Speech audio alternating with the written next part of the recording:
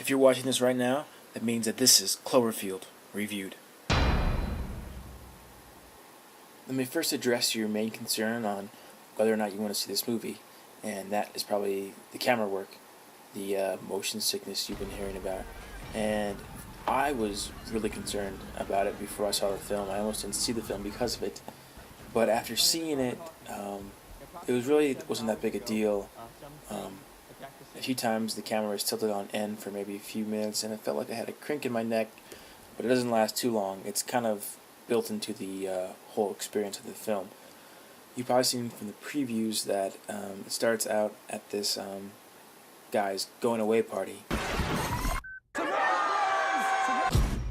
and one of his buddies is in charge of filming the testimonies that his friends give about the buddy that's going away.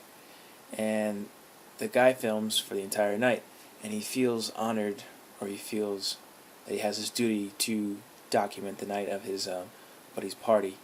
But in the midst of all that, something strikes the city, and he feels that same duty to document the night while they're still running for their lives, while they're trying to figure out what is attacking the city.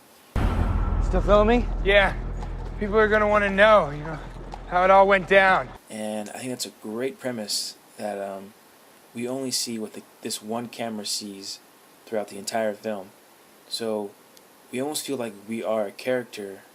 The audience feels like they're a character in the film. There's this theory out there that in film, if you have long duration shots, like 2 or 3 minutes long, that the audience will feel like they are being absorbed into the film, that they're part of the experience. And what this film does, it's like a long shot for the entire film, because the camera is just, you are the camera. You are in New York City.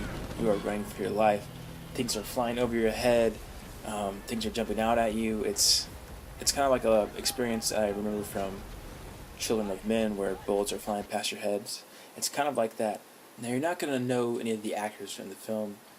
They're all probably B or probably C-list actors, which is, I think, is a good thing, because you're not looking to identify the stars. You're just in the element of the moment. And I think what really makes this film is the script. There's no corny lines from what you might have seen in Transformers. They're just straight dialogue that you would expect to see and hear from the situation that you're in.